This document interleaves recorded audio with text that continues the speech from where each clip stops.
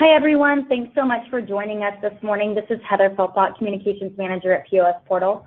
We're going to give the rest of the attendees about 5 minutes to get logged in, and then we'll get started. If you haven't yet taken the pre-webinar survey, please feel free to do so. We chatted in that link. Thanks so much.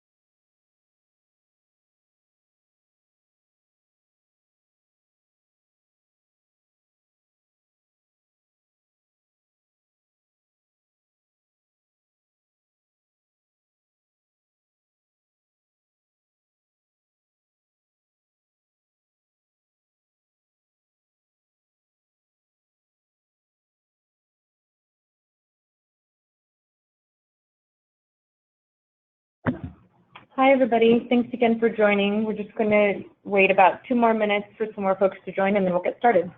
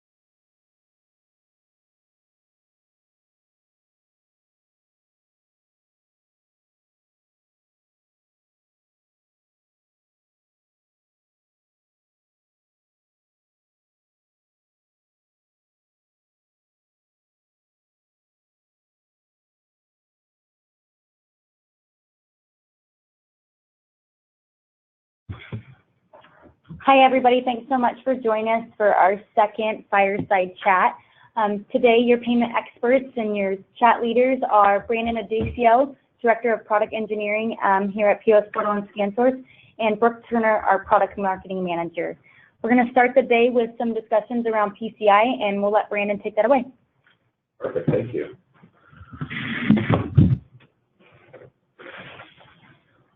So this is Brandon Adesio here at POS Portal, and today we're going to be focusing in on the new product transition that is coming up to us in April 30th, 2020.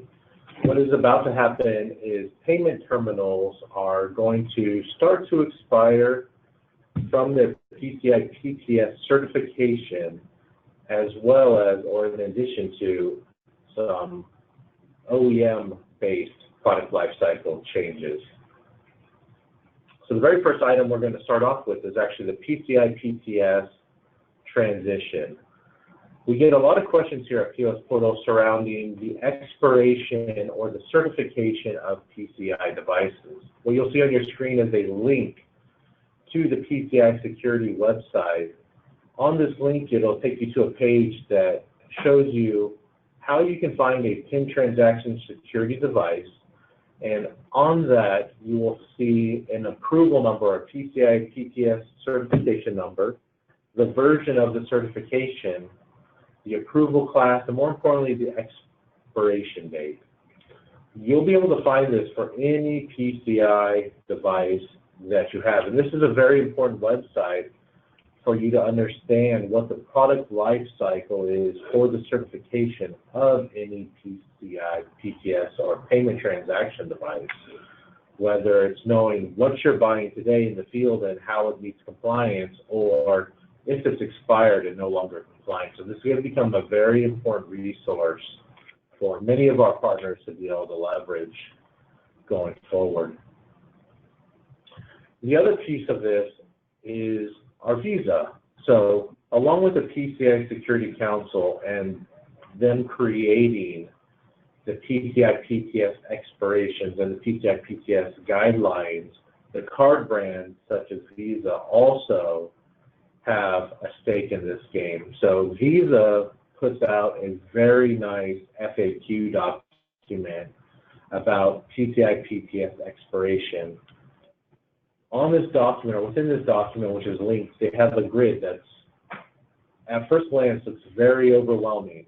So one of the big takeaways from this grid is you will see on the left-hand column the certification numbers, so devices that were pre-PCI approved, PCI 1.x approved, 2.x approved, 3.x approved, 4.x, and 5.x. The next column over will show you what type of PET it is. The next column over will show you a PET expiration date. So this is the date we're going to key in on for this discussion. The PET expiration date is the date that partners, whether it's a manufacturer, a third-party reseller, a KIF, a distributor, can no longer sell that device brand new to merchants in the field, which basically states, if you look down the list, every 3 years you'll notice a PCI PTS expiration date starts to expire. What we're coming up to now is PCI PTS 3.0 will expire April 30th of 2020. What that means is POS Portal and ScanSource will no longer be able to sell PCI PTS 3.0 devices to our partners after April 30th, 2020. So that's probably the big key date we're looking at right now to start to partner with all of our partners, ISVs, VARs, resellers, to start coming up with a product transition plan and how we want to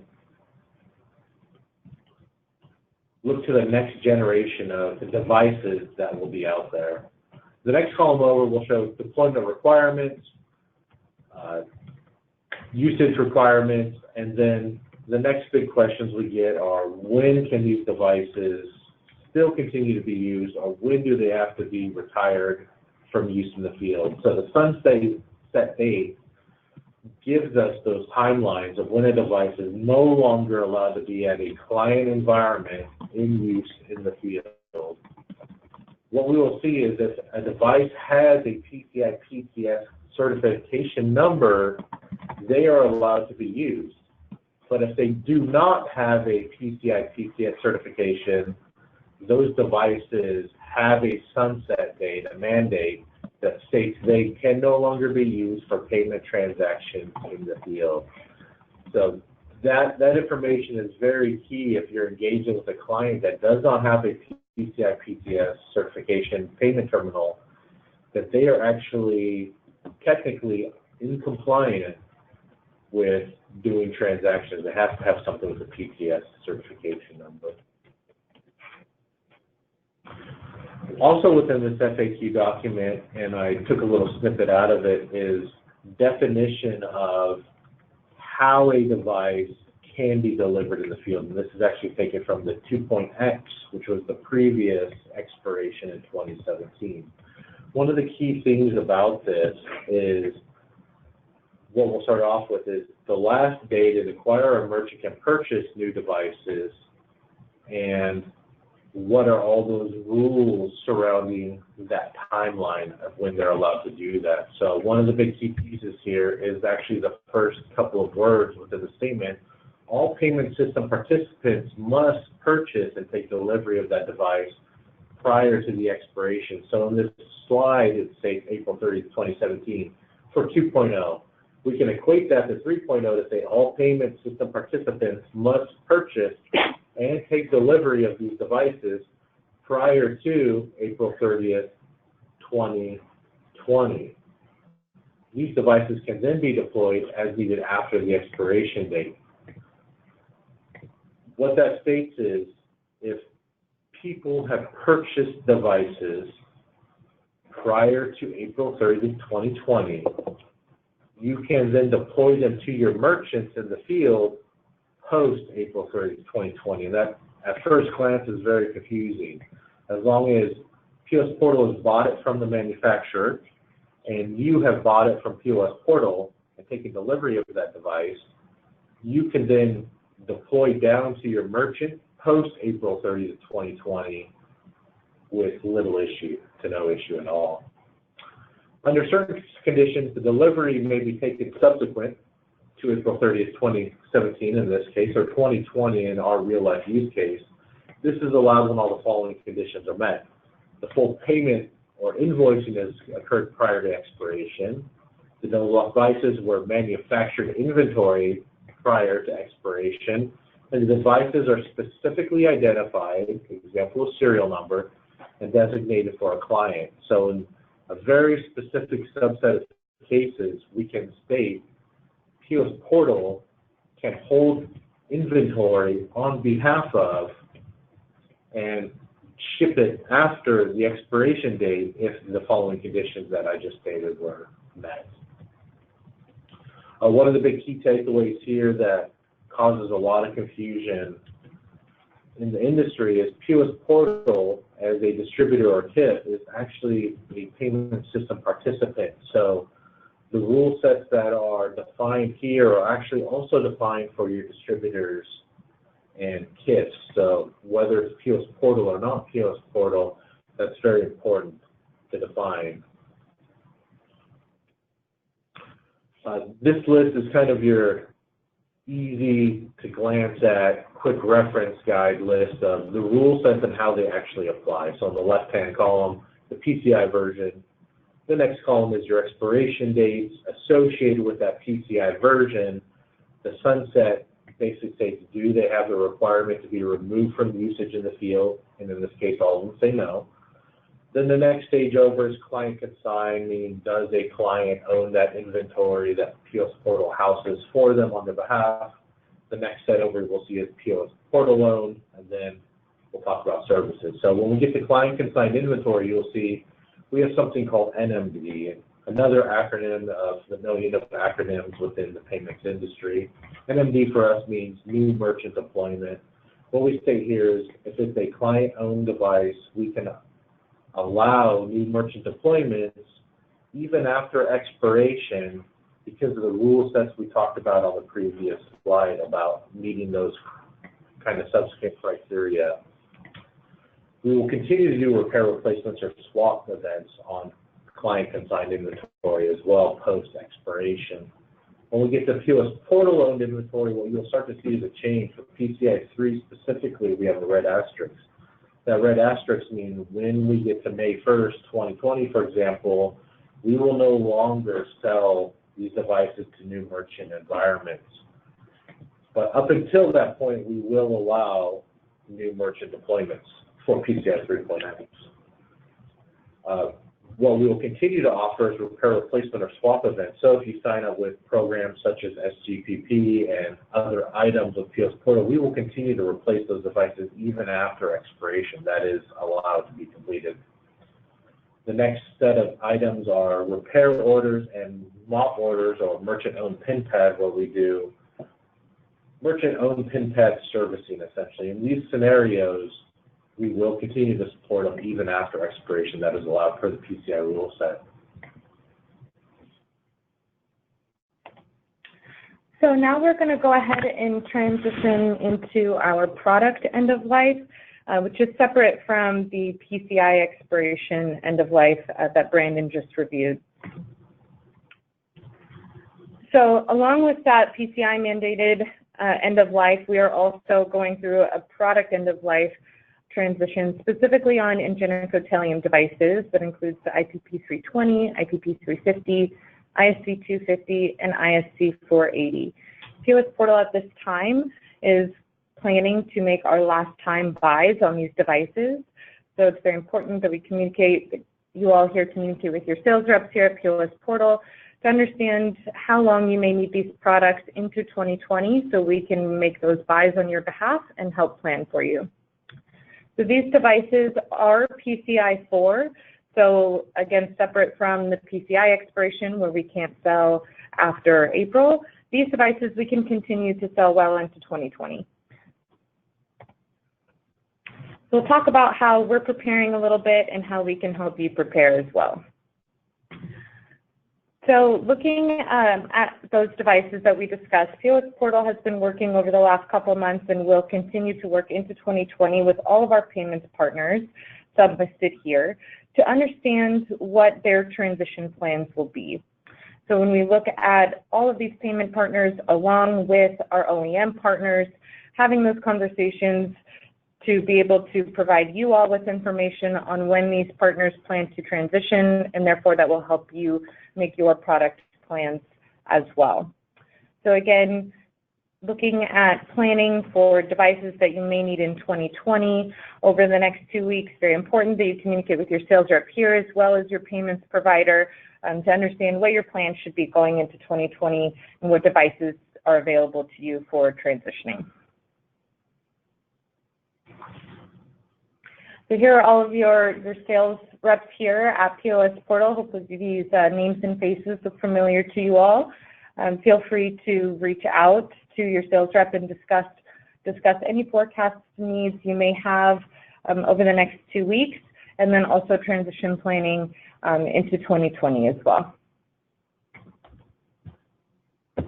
Great. So we're going to go ahead and ask Brandon some of the questions that we've received so far from you guys.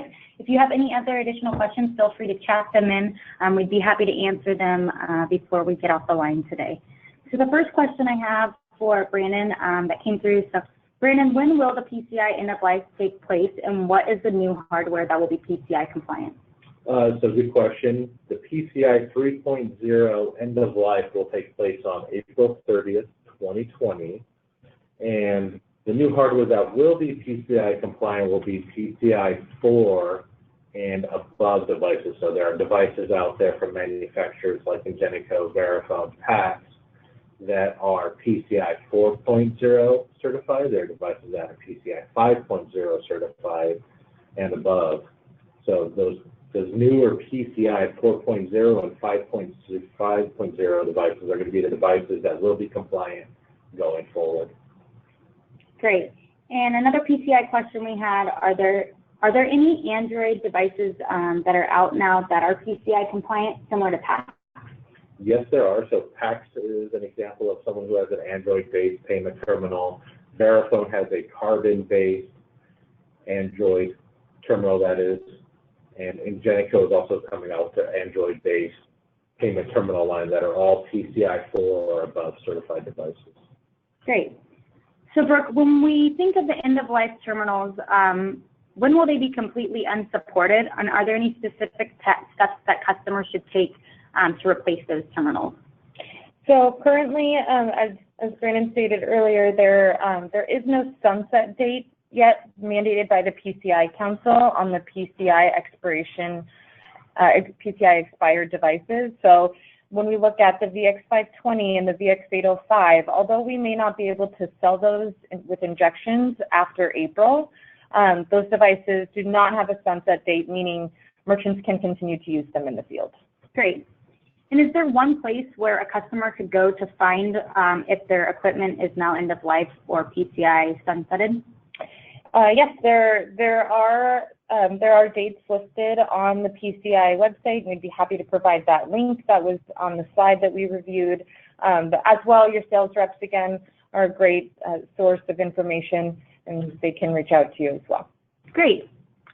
And the last question we had is a little open. So is there any overall direction that you guys see the industry going with hardware moving forward? I think those cloud-based smart devices is really where we're seeing a lot of our manufacturing partners trend toward. PAX is a big leader in Android devices as of right now, and I think we'll continue to see that trend. I agree with that statement. Great. So we have another one. Feel free to either of you answer it. When will the Lane 3000 be available for use with the WorldPay Express platform? So that will be on the TriPOS platform, and it's always best to check in with your relationship manager at WorldPay for those dates, but they are looking hopefully at a Q1 certification timeline. And I think that's a very key point as we get into specificity of the new product roadmap that Brooke was just answering with partners and new devices, where POS Portal is focusing a lot of effort is starting to understand those dates for when we can be available to support it, but definitely connecting with your relationship manager at those entities to understand what their roadmap is for support as well is going to be very critical to a successful transition. Yep, and if you are utilizing the IPP320 at this time, again, remember, we are making those last-time buys right now, but we can continue to sell those into 2020. So if we start to see certification dates slip at all, which can happen from time to time, we should have inventory of the IPP320s on hand for you. Just make sure you get with your sales rep here at POS Portal to help plan for that. Great. Well, if no one else has any questions, we'll go ahead and wrap that up. I want to thank Brooke and Brandon for their time this morning. We're going to continue to host fireside chats like these moving forward and making sure that you guys are all prepared as we have PCI Sunset and these product transitions occurring within the industry.